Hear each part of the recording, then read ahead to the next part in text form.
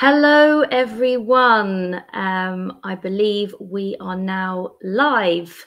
So welcome those of you who are probably already waiting and just joining us. My name is Laura Franklin, and I am going to be hosting today's webinar. This is the first time we're doing it live, which is exciting and fills me with a little bit of fear at the same time, if I'm being totally honest.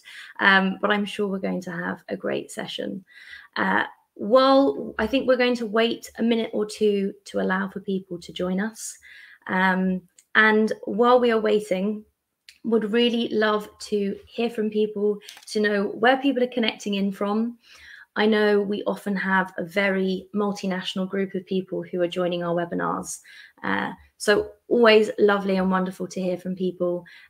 So feel free to put your name and whereabouts you're joining in from in the comments. We can see all the comments that are coming through, and we'll just give it a moment before people are giving space for people to arrive. I appreciate that for the European time zone, this is your lunchtime. So thank you those who are taking time out of their lunch to join us. Yeah, we're really looking forward to today's session and really hope you get a lot from it.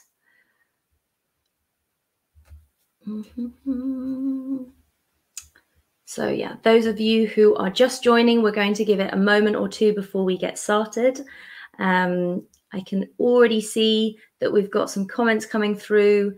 We've got people who are joining us from Istanbul. We've got a lovely Lucy from Kent. We've got Samir who's joining from Paris.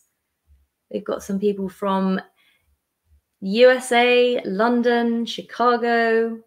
Wow. Already there's a lot of people from all around the world who are joining us, which is so brilliant to see. I think there is a couple of seconds delay, just to say, between what I'm saying and what I'm receiving. But I'm already seeing lots of sunny locations of where people are joining us from. We've got Spain and Georgia. Megan from Georgia, who's very excited for this live event. It was wonderful to have you joining us. And welcome Jill, who's joining us from Tunisia.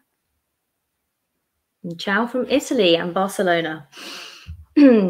It's always so brilliant to see how kind of far and wide people are joining us from. I'm slightly less exotic in a southwest London. So I think we are going to get started. So welcome everyone who is joining us. My name is Laura Franklin. I'm the Sales and Communications Manager at Performance Consultants. And we're really excited. This is our first live webinar event. I'm sure the first of many. And we are here today to talk about performance coaching and the impact and value of performance coaching, especially in today's working world. We are going to be joined by two guests who have both been through our performance coach pathway to talk about their experiences of being a performance coach. And we are also joined today on a special date, which is marking the 5th anniversary of Sir John Whitmore's death. And for those of you, I'm sure many people know, Sir John Whitmore was the founder of Performance Consultants and an incredible and extraordinary man who achieved many great things in his life. One of those significant things being that he was the first person to bring coaching into organizations over 40 years ago. And he coined this new approach, performance coaching, and really could see already at that time the huge value that this could bring to unlocking potential within businesses. John was someone who challenged people to have even bigger ideas, to aspire to dream even bigger, and to look at making the world a better place. And I wanted to start by sharing John's vision for coaching. And that is that coaching is much bigger than coaching.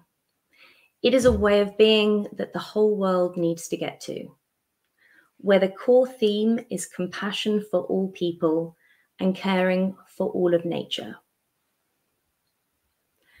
And this really reflects what John stood for: humanity, and also the huge potential that coaching has to make a positive and lasting impact in our world. So Sir John founded Performance Consultants to really take this vision within into organizations. And as an organization, this really underpins everything that we do and our purpose, which is to unite individual and organizational purpose to positively impact the lives of 3.3 billion working people in today's world. And it all starts with unlocking human potential.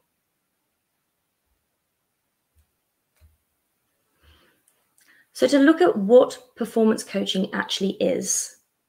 So to define this in the words of Sir John, it is that coaching is unlocking people's potential to maximize their own performance. And in order to get the best out of someone, you have to believe it is already in there. So our mission at Performance Consultants is to create extraordinary cultures within organizations, to transform leadership, to be able to enable people to bring their best selves to organizations, but also in their everyday working life. So people are living from their purpose. The performance curve model that you see on the screen helps us to understand the cultural tendencies within organizations and the impact that that has on performance in the workplace. So if we are to focus on the right-hand side of this curve, where we see the highest levels of potential and performance, it is in an interdependent culture, where we see leader coaches that are empowering staff, people who feel very connected to their individual sense of purpose and the organizational purpose, and that sense that we are truly successful when working together, that high sense of collaboration. And an interdependent culture has another name, which is a coaching culture. And in order to develop a coaching culture and help companies move along the curve and be able to sustain it, performance coaching is a really key and vital part of this. Whether it is performance coaches who are working in organizations or with organizations, coaching executives or middle managers, and also performance coaching as an approach that is weaving through all those everyday conversations and interactions. And as performance coaches, having trained people who really have a strong sense of the value of this approach, it helps people and organizations to really embrace the power of coaching.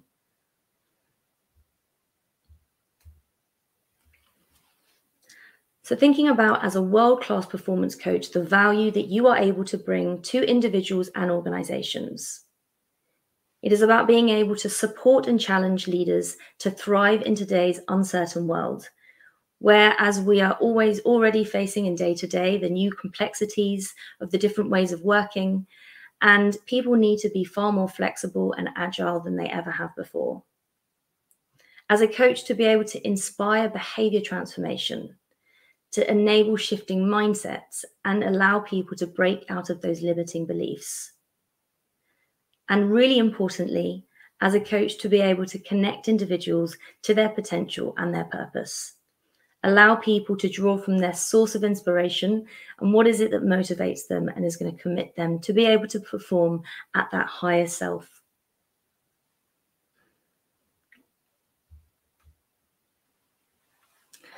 When individuals come through our performance coach pathway, they have an opportunity to certify as a performance coach and what we call a double crown certification. So when people are going through our pathway, it really is a transformational journey. And I'm sure a lot of our alumni will be able to testify to this, that you aren't only learning a set of skills that you can apply with others, but you're really learning how to develop a coaching mindset and behaviors and going through your own personal development journey. Starting with our foundational coaching level to understand those fundamental core skills and how to effectively communicate and conduct coaching sessions, to then taking it to that next stage in order to be able to shift mindsets and have those powerful conversations, at which point you'd be able to become a certified ICF coach, so with the International Coach Federation and also with other accrediting bodies. And then going to that more advanced stage, really being able to step into that coaching purpose, that really mastering those coaching skills and have a strong, authentic coaching presence. The key theme with all of this is around developing that coaching mindset, and coaching not being a set of skills, but very much more a way of being, and how you are able to embrace that and influence and really unlock the potential of your coachees. Our Performance Coach Awards for our silver and gold level that you are seeing on the screen are launching for the first time this year as part of our 40th anniversary. So for those of you who may be alumni with us already or are starting on your coaching journey, if you want to know more about how you're able to get these, please do get in touch with us, and we'll be sharing in the comments some contact information for how to know more. Likewise, if there are any questions you have as we are going through this, please do ask, and we'll be happy to answer them as we go. So now I would like to start our first conversation with one of our guests, who I'm going to bring onto the screen now, and it is Rob Petrie. Hi, Rob. Welcome. Hi, Laura. And hi, everybody. So, Rob, thank you for joining us here today. I thought it would be really interesting to start with just sharing, I suppose, a little bit about what it was that first drew you to coaching, and if sort of in a short way to be able to encapsulate kind of the position that you were in when you first joined our Coaching for Performance program. Yeah, absolutely. I was a head teacher, so a principal of a large secondary school here in Cumbria in the UK. Secondary school is students of ages 11 to 18 years old, and about 1,350 students in total in the school. And I had led the school through a period of quite intense change and successful change as well, really lifting the school up and moving forwards. And I had a moment where I started to reflect on how that had been achieved, which was about very much leading from the front. So my first exposure to coaching was actually to start to internally try to coach my colleagues, try to coach people on the senior leadership team, middle leaders within the school. And I'm really careful with my language here, Laura, because what I thought I was doing then as coaching was absolutely not coaching. And I then came into contact with performance consultants, and I signed up for your training. And for me, what it gave me immediately was a broadening of my leadership style. It really gave me that extra added dimension to who I was as a leader, which enabled me to go back into my organization and then develop the people I was working with properly, using the tools you've outlined already, not just working on skills, but also completely changing mindsets as well. So that was my sort of first experience of coming into contact with what I now call proper coaching, not what I thought I was doing previously.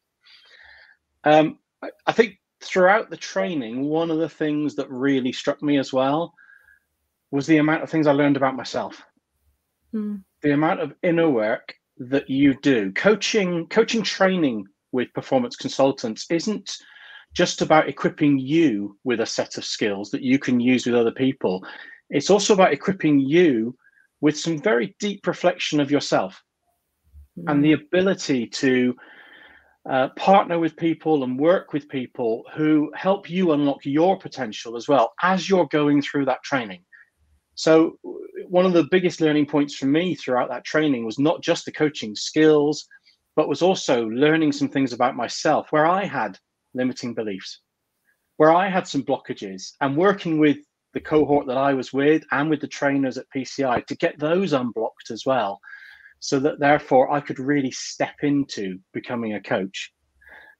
And my overriding memory of the training and the reason why I now am a full-time professional coach is because I kept coming downstairs on the breaks and my wife saying to me, "Look at you, your eyes are shining." And she hadn't seen me like that for quite a while. I think the stress of headship had taken some of that away from me. But she just looked at me and just went, "Look at it." And those of you know the Ben Zander TED talk about shining eyes, that was exactly that moment of just coming down and realizing that this had unlocked something in me that I wanted to step into completely. I stayed in education for a little bit longer because of the pandemic. I didn't want to leave the school, in the middle of a pandemic situation. So last September, I left and set up my own business as a full-time professional coach. Wow. Yeah. I mean, what a change. I mean, I imagine you probably didn't think when you first signed up for that course that it was going to set you on a completely different track as it did. No, the process was there to, as I say, to broaden my leadership skills and to become a better leader. And I certainly benefited from that, and the school benefited from that, and other colleagues benefited from that. But it was that moment, that dawning realization of really feeling that I'd unlocked something in me, and therefore really wanted to now go out and help people get unstuck. Help themselves to get unstuck. That's the power of coaching, is we don't do the getting unstuck. We help people realize they can do this themselves. And we help bring that to their attention. So yeah, a couple of years ago, I never thought I would be in this situation, but wow, it's been a fantastic journey. And I'm on the first few steps of it. It's a journey that's going to continue for the rest of my life. I mean, I love to hear this story, Rob, because I just think it's so fascinating that, and amazing that you took that step, because, it's a brave step to kind of go from something that you've been doing for many years and so well to leaping into the unknown. And I want to just ask a little bit, I suppose, about that journey and, what was it that you needed really to be able to push you to say, this is what I'm going to do full time, to be a coach? I think it is what I referred to earlier. I think it is that dual process that you go through on this training, which is, one is equipping you with the skills to work with others. But for me, it was the unlocking of something in me. And that wouldn't have happened without the safe environment that is created within the training. So you are able to be yourself. You are able to bring your whole self to the training. You are able to be vulnerable. You receive some amazing coaching as you're going through it as well. And I think for me, that whole package that you get, not just, here's some skills and go and use them, but the fact that you feel really that you are unlocking what's inside you, what's been blocking you, that's what made the biggest difference for me. And that's what enabled me to realize at the end of the training that this was the next step I wanted to take in my career. This was my next career change. This was the path I wanted to be on now for the foreseeable future. And it very much is a path, isn't it? It is a learning journey. And I know, John Whitmore was very keen on that idea that we are always learning as coaches and that we are always developing as coaches. And I think that's one of the crucial things. And performance consultants support you right the way from that very first meeting all the way through that journey. Yeah. So Rob, you've gone out and you've taken the leap, and you're now kind of a fully fledged performance coach, and that's kind of your full-time career. Can you tell me a bit about kind of, I suppose, the impact that you're seeing in terms of when you're working with your clients? Is there any kind of examples you've got of where you've seen significant changes that have happened? Yeah. There's a couple that spring to mind, and I think they kind of illuminate some of the key points of how powerful coaching can be. The first one that springs to mind is I worked with a relatively new CEO of a medium-sized organization, and she came to me. I was talking a lot about productivity at the time, and she came to me saying, I'm my calendar is back to back with meetings, and I'm sure people watching will absolutely empathize with that. I'm on Zoom call after Zoom call after Zoom call after Zoom call. And she got to the end of the working day and was then having to do her work as the CEO or work on weekends. And of course, the impact that had on her family, the levels of stress that she was under, all those sorts of things. She started to talk to me, and we talked through what might be the causes. And coaching is very clearly about, isn't it? It's about peeling back layers with people and sort of trying to almost, it's like an onion, isn't it? You really are peeling back the layers of the onion to try and get to the heart of the issue. And she was saying, oh, my personal assistant, it's not working very well with her. There's conflict. And eventually, I remember at one point, we got to a moment where she said, well, I accept every invitation to meetings. Well, what's that all about? And as we explored this, of course, the issue is not about calendars and meetings. It turns out it's her, not at that moment in time, trusting her team to be able to just step into those meetings without her. She had a very strong feeling that because she was new to the organization, she had to be visible in every single meeting that was going on, no matter what level it was within the company. And when we started to really unpick this and really unpick it, it got down to the fact that really it was about proving herself. And I think one of the things that you can learn as a coach, and I learned from that process, is it's rarely, I'd say probably never, the first issue that somebody comes to you with is never really the crux of the matter. It's never the real issue. And the skill as a coach, and this is covered really clearly in the training, is to be able to just be patient and unpick with somebody what's really going on for them. What's really going on for them. So it's not a sticking plaster that we're trying to put over. It is deep transformational change that we can effect. Once we've got down to this idea of how could she step fully into the role as CEO and not having to be proving herself in a very tactical meeting, but work more strategically, she flew. She absolutely flew. I had an email from her a couple of weeks ago just saying that her weekends are now clear of work. She's spending time with her family again. She feels far more in control of what's going on. But if we'd tackled this with 5 tips to get your calendar under control or something like that, we wouldn't have solved the problem.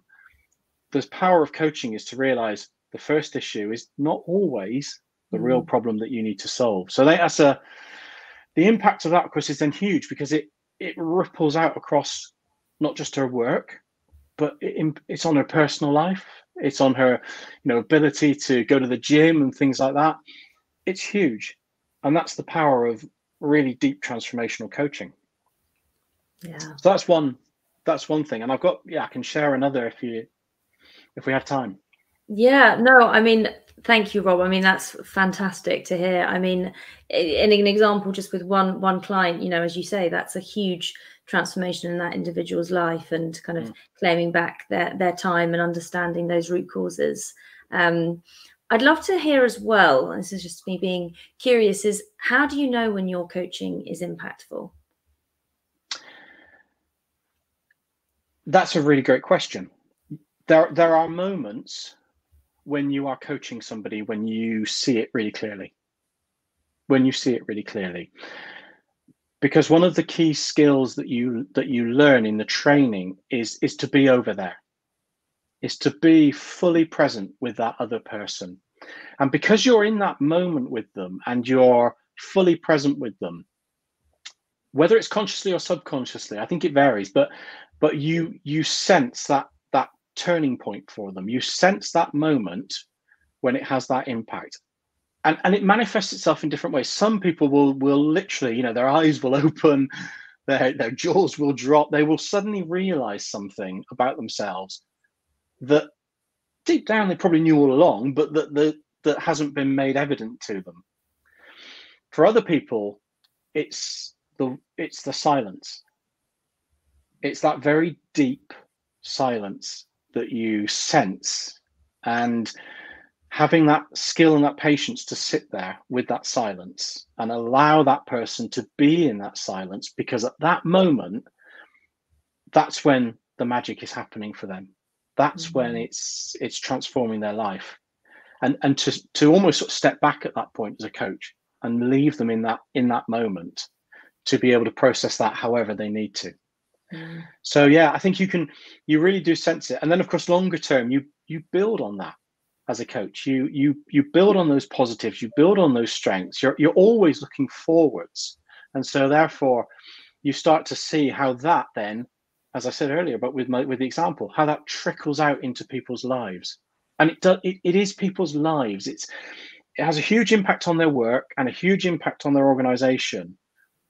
But you're coaching the whole person here. you're not coaching a single problem. You're coaching that human being who is sat across from you. And so realizing that what we do as coaches is, yes, of course it has an impact on businesses, and of course it has an impact on, they're better leaders, they're more confident, whatever it may be, but it also has an impact on that person and their entire life. And that's, I mean, wow, what an incredible opportunity we have as coaches to help people like that. Yeah. No, absolutely. I mean, the passion is just like beaming through the screen, Rob. I mean, it's so wonderful to hear you talk about it and the impact that it's having.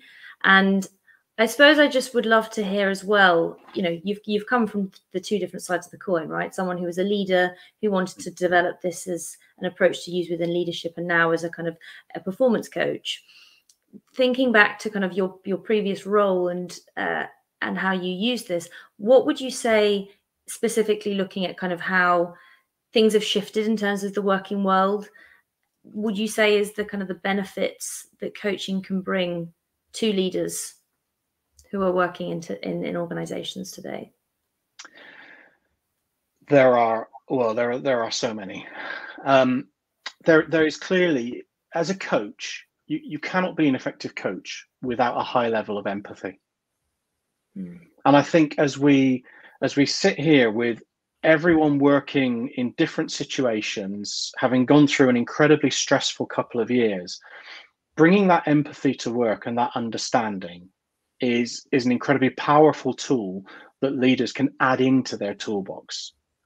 So I think in enhancing the empathy of leaders, and not just leaders, but everyone within the organization, and that level of understanding is crucial. And it just is going to enhance an organization rather than detract from it. So I think empathy is one thing. I think there is an element here about, and I think you touched on this in your introduction, about believing in people. As Sir John Whitmore said, performance is potential minus interference. So when we're working on really believing in someone's potential, and we're working to minimize those interferences and remove those blockages or change the stories they're telling in their head, we're enabling people to fly. So in terms of bringing it into an organization, by being aware of these concepts, by utilizing the skills that you're given, you are truly maximizing the potential of everyone you work with, and you get the huge benefits yourself as well. Yeah. Wow. A win-win situation, it sounds like. It absolutely is a win-win situation. It really is. It really is. And it gives you a whole different perspective. Coaching enables you to step back and take that sort of 10,000 foot view and look at how life, work, everything fits together, not just for you, but for the people you work with or who report to you as well, and also where you want to take your organization. It gives you that sense of perspective. So it's a win-win-win almost, organizational, professional and personal. There are gains to be had through adopting a coaching culture. Yeah. Amazing. Thank you so much, Rob. It's so wonderful to hear you talk. I've got a final question I'm going to ask. And also I would invite everyone who is watching us, if there's any questions you have for Rob, please do pop them in the comments and we'll have an opportunity to answer these after. I suppose my question would be, what would be, if you had to give kind of 2 or 3 top tips to someone who was decided that they wanted to change their course and, go full-time into performance coaching, what advice would you give that person? Wow. I think, I think first of all, I would say engage fully in developing yourself as a coach, because of the inner work that you will do. You will understand your why as part of this inner work. That's certainly where I got to. And I think there is that great phrase, people lose their way when they lose their why. And I think that's absolutely fundamental, is that you will rediscover that as part of the coaching training. Second tip would be get a coach.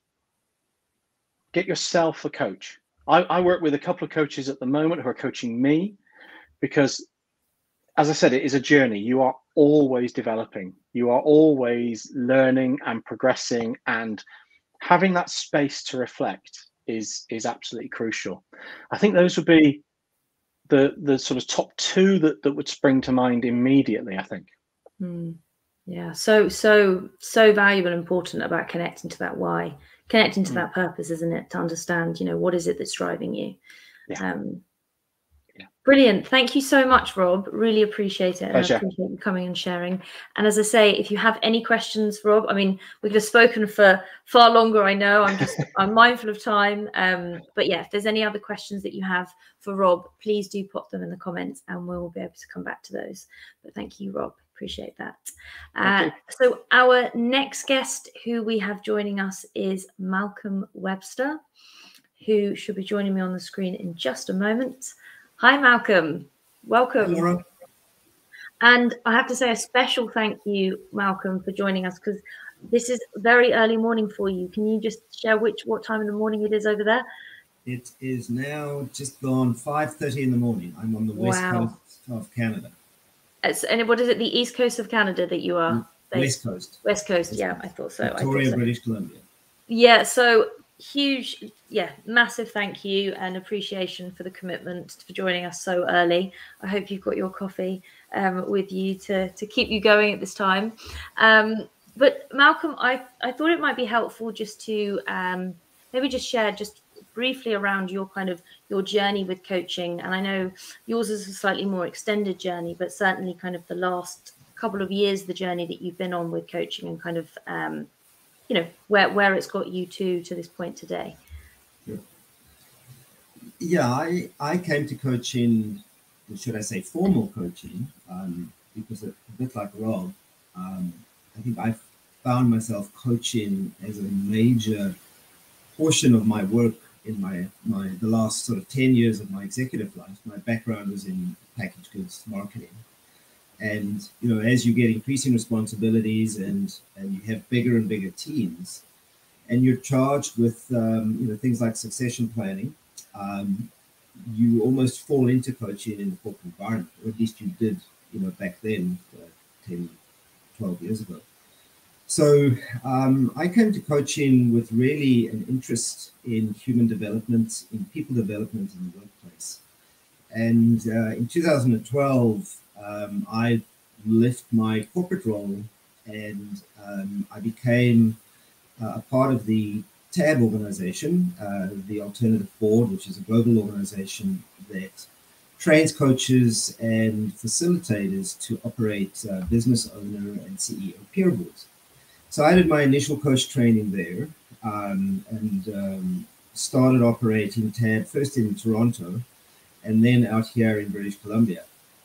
And I think similar to what Rob said, I began to find that what I was doing day to day with the business owners and executives that I was coaching is you tend to slip onto the advisor or consultant side of the continuum, if you like.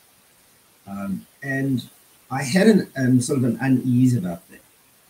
I would say particularly over, about 2-3 years before the pandemic. And then when the pandemic hit, of course, we had to, like everyone, pivot and do our peer boards and our coaching virtually through Zoom and everything else. But at the same time, I had read Sir John's books and was inspired by them. I had equally read The Inner Game of Work by Tim Galway, who I know was a colleague of Sir John's, and founded that performance formula that Rob referred to. So due to the pandemic, I was able to do PCI's training, module 1, and then level 2, module 1 and module 2, and have continued since then and went through the process with the ICF of getting certified. So I have my ACC certification now. And what I would say has happened since that experience, which really goes back to the beginning of the pandemic, was I am doing more coaching than consulting. I still consult. I'm still asked by business owners or executives. I also coach an executive team at one of our local universities. And there are times when you are asked to give advice and you are asked to give your opinion. And I do that a little more reticently now than I used to. And I think the performance consultants training is at the heart of that. Being able to, as the training teaches you, to go beneath the surface is being quite a compelling difference to my coaching business. I've now started to do a lot of work with the organizations that I coach using the performance curve that you had up on the screen earlier. I certified with PCI to be able to use the Impact 360, which is a fantastic tool to help executives and teams focus on moving their culture, which to me right now, as we emerge globally from the pandemic, is at the risk of sounding melodramatic, probably one of the greatest imperatives we have in work. The nature of work has changed. How people view work as part of their lives has changed. That term of VUCA, volatility, uncertainty, complexity, ambiguity, has never been more in front of our faces. We have the gig economy. Leaders are having to lead people who are often contract employees, and more of their teams are made up of contract employees.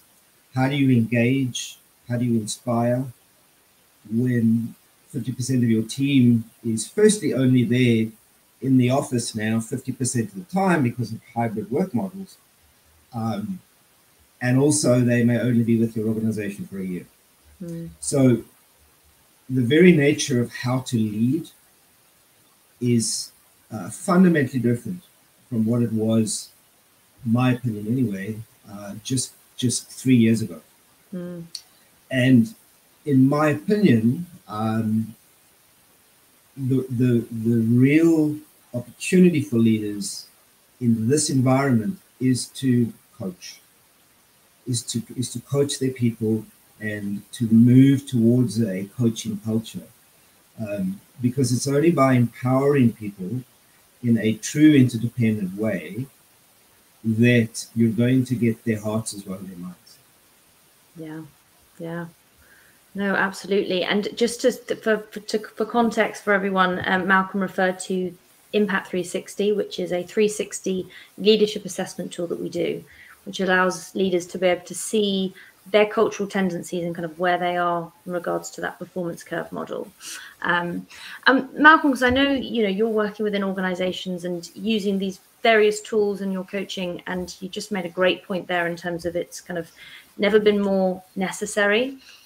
You touched on it a little bit, but can I just ask you to maybe expand more where you see? So as a leader, if I was to sort of say, well, why is coaching going to be important for, this hybrid way of working? What are the obvious benefits it's going to bring in adopting this new approach? What would be your response? Well, I think what I've found, and a number of organizations that I work with, large and small, in different sectors, public sector, private sector, when they're exposed to the performance curve, and we have a really deep conversation about it, there's an observation that I've heard quite often, that during the pandemic, many teams, many organizations kind of fell down the performance curve. There were no precedents for what we were all dealing with for those 2 years, both at home and at work. There was fear. There was a lot of angst. So a lot of people tended to go back to just tell me what I have to do and I'll do it, and then I need to get home. To care for loved ones. Some had, elderly parents they were looking after and were really concerned. So in that environment, I found a lot of leaders in their coaching sessions with me being somewhat confused, perhaps even fearful, because There's a great old saying in the TAB organization we use that what got us here may not get us there. And suddenly, the way they were leading and had led their teams in some cases for many years was no longer resonating and no longer working. So, I think that in that environment, to say to a leader, just coach your people. Just take the time, allow the space, and coach them. And of course, the response is, well, particularly from entrepreneurial business owners who are very utilitarian, they'll say, well, what do you mean by that? And, I usually try and ease them into it through coaching them by simply saying, well, what do you get from the discussions that we have together? Because the interesting thing is that pretty much all of the business owners I've worked with for over 10 years, and some of them I've had as clients for 10 years, they tell me that what they get from coaching sessions has very little to do with how they run their business or lead their teams. It's sort of to what Rob was saying. It's how it has impacted them personally, and that they have a place to go to that is safe and someone they can talk to that they feel they can be truly transparent with. So the point is, if in this environment of uncertainty, if leaders can start to create that space, that safe space with their staff and with their key people, they change the whole dynamic from one of uncertainty and ambiguity and complexity to one of getting back towards what their vision is as an organization, as a team, as an individual. And many of them have come back to me and said what they found very interesting is that they find that when they ask a lot of questions of employees, there's a part of the training that teaches you how to use coaching as in a feedback situation. So for many of them, that's a natural place to start coaching with their people, is to provide feedback in a coaching way. And they've commented that they find people seem to get a renewed interest in learning, a renewed curiosity in their role and what their teams and their departments and their whole organizations are about. So again, I think that there's a very, very tangible impact that is seen when leaders start to coach themselves. And the point we're at right now with some organizations is 2 years into that, 3 years into that, is pulling or pushing, not sure which it is, coaching further down into their organizations. So having those senior leaders now using or adopting coaching as a philosophy of leading, and then middle managers starting to do the same thing. So we're starting to see it trickle down through the organization, which I'm very excited to see. If we were sitting here in 2 years' time, what the impact will be on the organization and on the cultures. Yeah, absolutely. Thank you, Malcolm. I've just seen a comment that's come through, and I think it would be interesting to share here now. It's so from Megan has said about how virtual coaching is the new age. A higher percentage of our workforce is 100%, and in different states, countries, the new work model. So what are the tips that you would have for as a virtual coach? Yeah, it's a very good question. And I think the first thing I'd say is based on my experience, don't assume that virtual coaching is very similar to in-person coaching. As we all did in, March or April of 2020, we all had to pivot to this virtual world and spend our lives in Zoom meetings and Teams meetings and so forth. One of the things that I personally, as a coach, found was different, having worked with people for, as I say, up to 8-9 years, and now suddenly only meeting them in a virtual environment. Most of my coaching, I have to say, was in person. I've done very little in the past, very little phone coaching. My coaching was always in person. It's just what I prefer. And going to almost totally 100% virtual coaching definitely changes the dynamic. So the first thing I'd say is be incredibly well prepared. There is a tendency with virtual coaching to be able to do more coaching in a day. Before, if I was traveling to coachee or client offices, I could really only do 3, at the very most 4 coaching meetings in a day, which even that was too much just to logistically travel around the city. Virtual coaching, you can easily do 2 or 3 in the morning and 2 or 3 in the afternoon if you really wanted to, and feel highly productive. What I found is that my coaching conversations were becoming transactional and less transformational. So allow yourself time, be incredibly well prepared between coaching sessions, give yourself a break. There's that old saying, when you are somewhere, be there 100%. And I think I was fortunate that I had so many long-term clients at the time who also, I think, detected a shift. And it wasn't just the medium that we were using that was the shift. So the first thing I'd say is Zoom coaching or virtual coaching is a fantastic tool. You can reach more people more often. But be very vigilant as the coach that you're staying true to being a true coach. Because you can slip to transactional, which then takes you to advising and consulting and mentoring again, which is fine, but it's not coaching. Yeah. I think it's connecting with what Rob was saying about, very much being present and being over there and not giving yourself the space, that you're not sort of hopping one thing to the next, and really allowing yourself to be there in the moment. Thank you, Malcolm. I'm mindful of our time, and I wanted to see if there was any questions that might be coming up for the 2 guests. But thank you, Malcolm. Really appreciate you sharing your experience, and it's really great to hear about how using a tool such as the performance curve really helps clients to be able to see that level of progression and assessing where they are and what it is that they need to really help move up that curve. So it's really wonderful to hear those tools that really support you as a coach to kind of enable that impact. So I'm going to invite Rob back onto the screen, if that's possible, and to firstly say thank you both for sharing. It was really great to hear both of your experiences, and as I say, so much more to dig into, but I'm conscious of our time. So I wanted to just open up to the group to see if there were any questions you had for both Rob and Malcolm after hearing their conversations, and if there's anything you were kind of curious to hear more about, or from ourselves as well.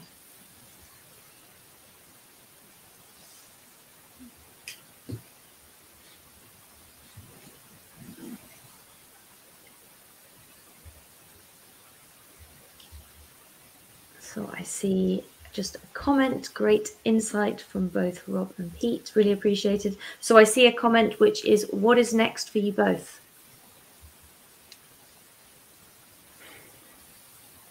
Who'd like to go first? Well, for me, my 10 years as a TAB coach, as a TAB facilitator, is up at the end of this month. So I guess that's the end of this week. So my coaching future is all around that idea of helping leaders become coaches, because I feel passionately that the way the world has gone and is going, it's the only way to lead moving forward. And if I may say, if anyone is interested, a client of mine just yesterday sent me a wonderful TED talk called Forget the Pecking Order at Work, and it's by Margaret Heffernan, and it's a 15-minute TED talk that really talks about how the time has come to lead differently and really to lead in an inspirational manner, which I believe is coaching. Brilliant. Thank you, Malcolm, and thank you for the tip. I made a note of that. Rob, what about yourself? I guess I'm on the other end of the other side of the journey, aren't I? I'm very much, new and starting out and learning. And I think it's what Malcolm has said is really important. we have a tremendous opportunity to embrace this moment as coaches, because I think we all agree that this is going to be such an important part of the future of not just leadership in organizations, but personal leadership as well. So I think it's a really exciting time for me to be growing my business, to be connecting with people, and to really see the impact of coaching ripple out through both my network and the sort of wider world, if you like. Because I really agree with Malcolm's sentiment that coaching now is probably the future skill for leaders to embrace and take into their organizations, and for people to take into their lives as well. I agree. Absolutely. Absolutely. There's a couple more. So I'm mindful of the time, but if people have longer to stay, we've got a few more questions. We originally were going to do this for the hour, so it feels like we might have a few more minutes if people are happy to stay on with us. So a couple of other questions that have come through. One for yourself, Rob, which is from Poyen, who says, well, firstly, congratulations on making the shift into coaching full time. This Poyen is very curious to hear about your experience as a head, whether your experience as a head teacher might bring new vision or unique strengths into your coaching. Thank you. Well, thank you, Poyen. It's double-edged. If I'm absolutely honest with you, it's double-edged, as a lot of coaching often is. There are two sides to this. So I think on the one hand, being a leader of a large organization and having worked with, as I say, 200 odd staff, that kind of thing, establishes a level of credibility with professional clients and other leaders, because I understand a lot of the stresses and a lot of the demands that are in their roles. So that's a really positive thing that I bring with my coaching, is a level of empathy. On the other hand, I've been a teacher, and coaching isn't teaching. So I've had to make a really conscious decision and a conscious step through the training to step fully into being a coach. I'm not a teacher anymore. And so there is an element of unlearning as well, which I alluded to in terms of the inner work, which is to not teach, to not, as Malcolm says about, becoming a consultant, becoming very transactional, is to step away from that and to really remind myself all the time that I am here for the other person. It is all about them, not about the knowledge that I might have. Yeah. So actually some unlearnings almost that had to go on through that process to really step Absolutely. into that role.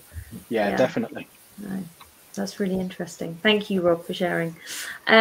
So some other comments that are coming through. So there is a question which is, I think, building on what you said, Malcolm, previously, around the kind of the transactional kind of element of what you were noticing.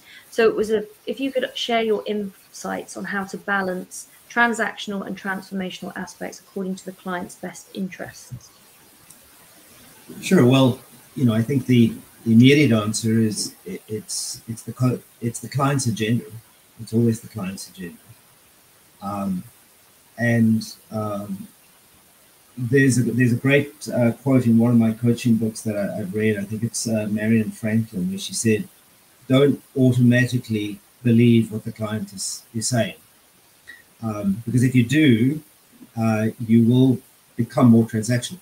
So getting beneath the surface, finding out where their questions are coming from, why they're asking you to advise, really allowing the space, being patient.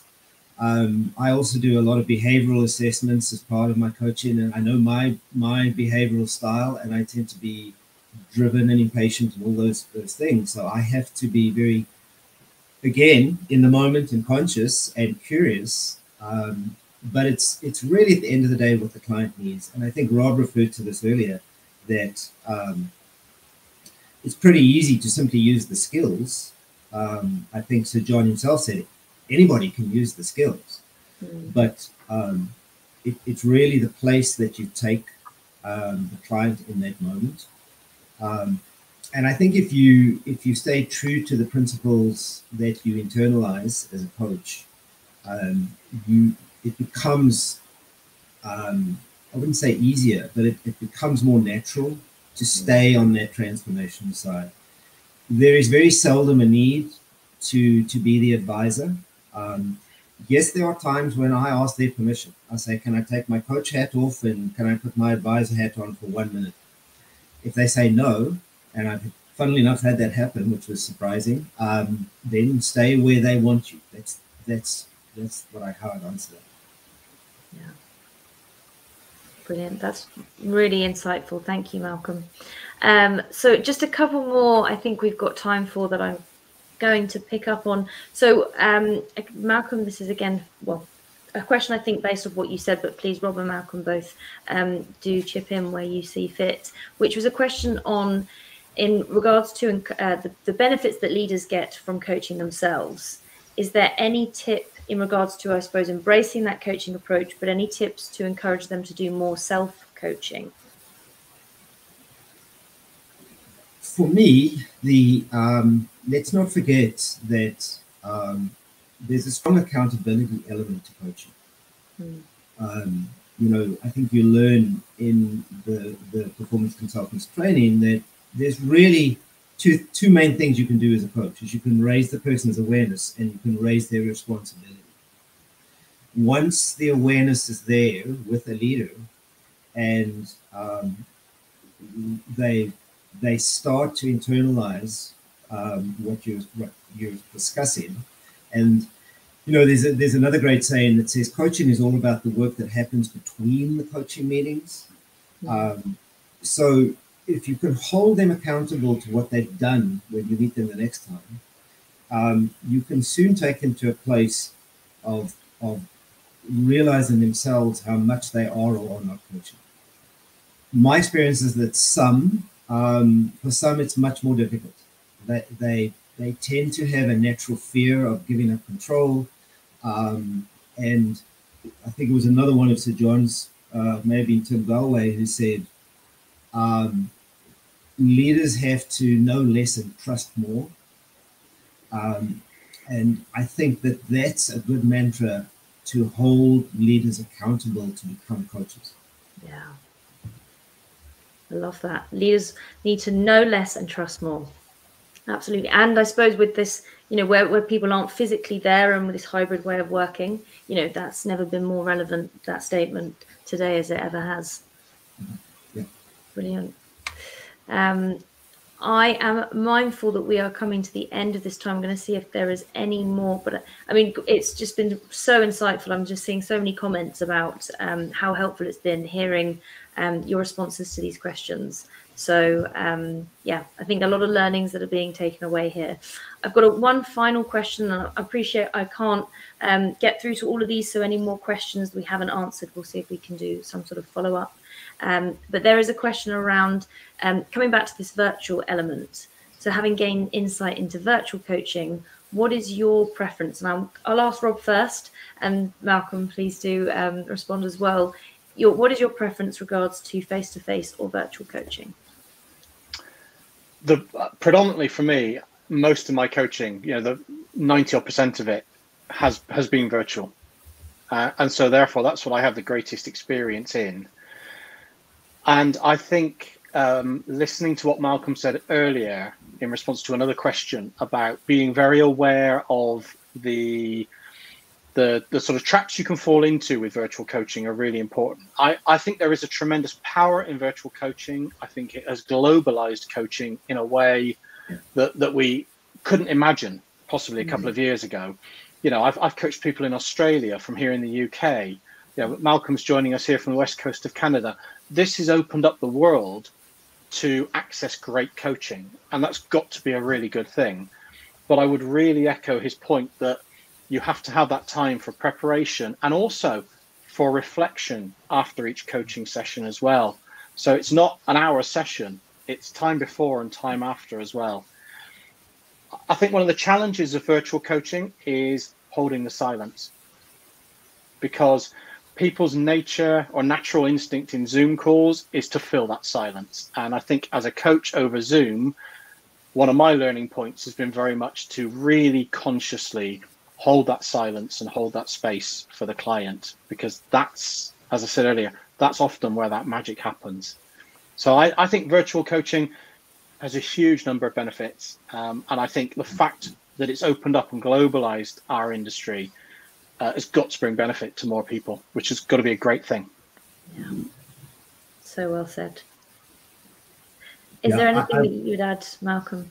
I would agree totally with what Rob said there. In terms of my preference, I think the question was what I prefer. I think moving forward, I view virtual coaching as another arrow in the quiver, so to speak. I think for some clients, some people come to coaching somewhat hesitantly, particularly in an organizational context when you are expanding coaching across and deeper into an organization. Some people come hesitantly. So an initial half an hour Zoom coaching meeting can be a fantastic introduction, and it's a little less threatening. So I think the future is going to be a combination. I err towards personal, in-person if I can, just because there's that third, three-dimensional aspect. Body language you can't always see in Zoom. As Rob says, you just have a different conversational environment. But I think the future is both. You probably find probably initial coaching many years ago was done largely over the telephone. And that is probably now going to disappear in favor of Zoom or virtual coaching coupled with in-person coaching. Yeah. Amazing. Thank you so much, Malcolm and Rob. I mean, even myself, I feel like I've learned so much just having these conversations with you both, and the experiences and what you're noticing. And as you say, the fact that never more has this approach been so relevant in the way that we are working and engaging with each other in organizations, but even in the kind of that ripple effect of our everyday lives. So on behalf of everyone who's joined today, I just want to say thank you so much. And thank you everyone who has stayed with us for this time, even though we are slightly over as well. Really appreciate everyone connecting from far and wide. And I hope you enjoyed it. Always love to hear your feedback on this. This has been a live, but this will now be available as a video that we can also reshare. So there will be the opportunity to watch it back. But yeah, thank you so much, Malcolm and Rob. Malcolm, I hope you have another coffee ready for the rest of the day with that early start. But yeah, really appreciate you joining us. Thank you. The sun is coming up, so it's a brand new day. Perfect. Brilliant. Thank you very much. And thank you all. Yeah. Thank you.